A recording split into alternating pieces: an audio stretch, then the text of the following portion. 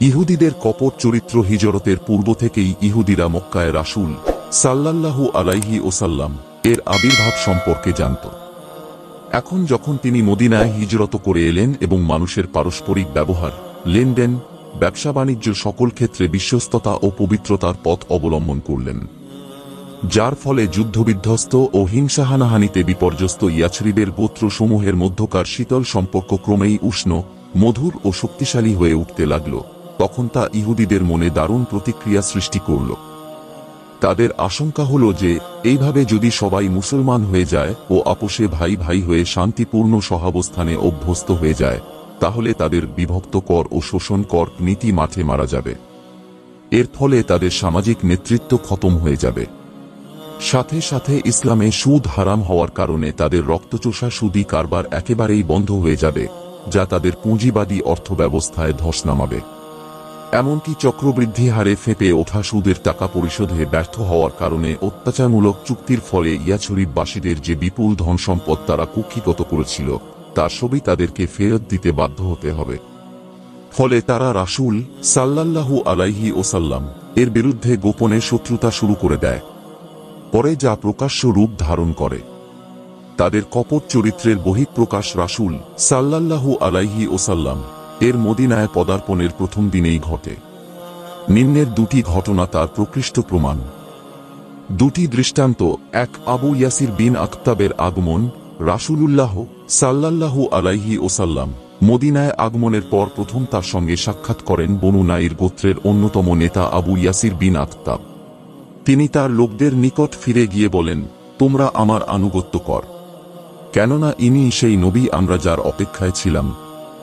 কিন্তু হুয়াই বিন আখতাব, যিনি তার ভাই ও গোত্রের নেতা ছিলেন, তার বিরোধিতার কারণে সাধারণ ইহুদিরা ইসলাম কবুল করা হতে বিরত থাকে। এক, উল্লেখ্য যে ইহুদি আলেম ও সমাজনেতাদের সম্পর্কে রাসূলুল্লাহ সাল্লাল্লাহু আলাইহি ওয়াসাল্লাম বলেছিলেন, যদি আমার উপরে 10 জন ইহুদি নেতা ঈমান আনত, তাহলে গোটা ইহুদি সম্প্রদায় আমার উপরে ঈমান আনত। বুখারী 3941। এতে বোঝা যায় যে সমাজনেতা ও আলেমগণের দায়িত্ব সর্বাধিক, অতএব তাদের সাবধান হওয়া কর্তব্য।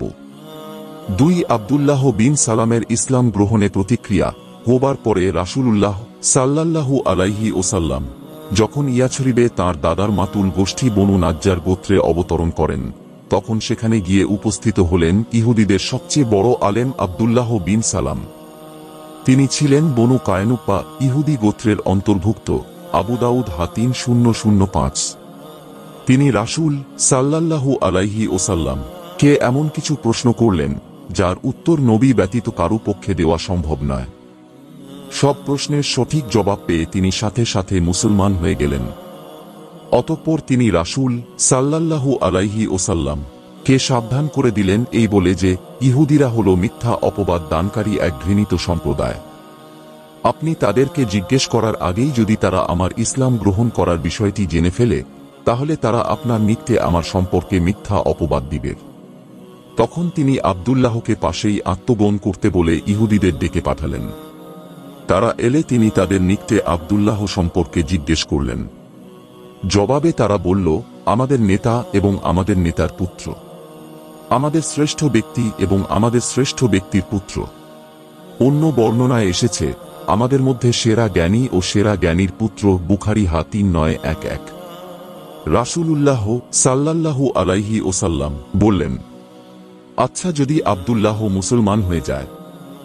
জবাবে তারা 2 বার বা 3 বার বলল, আল্লাহ তাকে এ থেকে রক্ষা করুন। অতঃপর আব্দুল্লাহ বিন সালাম গোপন স্থান থেকে বেরিয়ে এসে উচ্চকণ্ঠে কালেমা শাহাদাত পাঠ করলেন। এটা শোনামাত্র ইহুদিরা বলে উঠল, আমাদের সবচেয়ে নিকৃষ্ট ব্যক্তি ও নিকৃষ্ট ব্যক্তির পুত্র। বুখারী মিশকাত 5870। আব্দুল্লাহ বিন সালাম রাগ তখন তাদেরকে বললেন, হে ইহুদি সম্প্রদায়, আল্লাহকে ভয় কর। আল্লাহর কসম, যিনি ব্যতীত কোন উপাস্য নেই, তোমরা ভালোভাবেই জানো যে ইনি আল্লাহর রাসূল এবং ইনি সত্যসহ আগমন করেছেন। জবাবে তারা বলল, তুমি মিথ্যা বলছ। বুখারী 3911। বলা বাহুল্য, এটাই ছিল ইহুদিদের সম্পর্কে রাসূল সাল্লাল্লাহু আলাইহি ওয়াসাল্লাম এর প্রথম তিক্ত অভিজ্ঞতা, যা তিনি মদিনায় পদার্পণের শুরুতেই অর্জন করেন।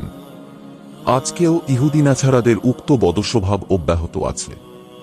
তাদের মিডিয়াগুলি রাসূল সাল্লাল্লাহু আলাইহি ওয়াসাল্লাম ও ইসলামের বিরুদ্ধে সর্বদা লাগামহীনভাবে অপপ্রচার চালিয়ে যাচ্ছে।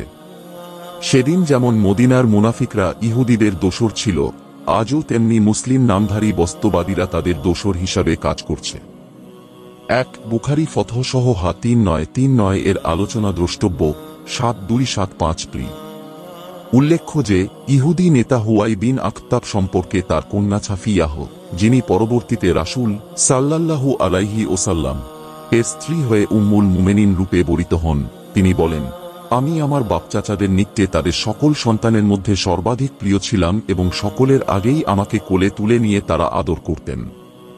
যেদিন রাসূলুল্লাহ সাল্লাল্লাহু আলাইহি ওয়াসাল্লাম প্রথম ইয়াছরিবে আগমন করেন ও কুবায় বনু আমর বিন আউফের গোত্রে অবতরণ করেন, সেদিন অতি প্রত্যুষে আমার পিতা ও চাচা রাসূল সাল্লাল্লাহু আলাইহি ওয়াসাল্লাম এর দরবারে উপস্থিত হন। অতঃপর সন্ধ্যার দিকে তারা ক্লান্তশ্রান্ত অবস্থায় গৃহে প্রত্যাবর্তন করেন। আমি ছুটে তাদের কাছে গেলাম, কিন্তু আল্লাহর কসম তারা এত চিন্তাগ্রস্ত ছিলেন যে আমার দিকে ফিরেও তাকালেন না। এ সময় আমি আমার চাচাকে বলতে শুনলাম, তিনি আমার আব্বাকে বলছেন, ইনি কি তিনি? আব্বা বললেন, আল্লাহর কসম ইনিই তিনি। চাচা বললেন, এখন তার সম্পর্কে আপনার চিন্তা কি? আব্বা বললেন, স্রেফ শত্রুতা।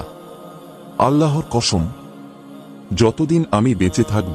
ইবনু হিশাম ১ আল বিদায়াহ ৩২১২ আর রাহিক্য ১৮১৩। বর্ণনাটির সনদ মোনোকাতি বা জিফ ওই তালিক্য ১২২ অবশ্য মুসলমানদের প্রতি ইহুদিদের হিংসা ও শত্রুতা প্রমাণের জন্য এরূপ জিফ বর্ণনার আশ্রয় নেওয়ার প্রয়োজন নেই। এজন্য পবিত্র কুরআনের সূরা বাকরায় বর্ণিত ১০৯, ৮৯, ১৪৬, ১২০ ও সূরা মায়েদাহ ৫১ আয়াতগুলি যথেষ্ট।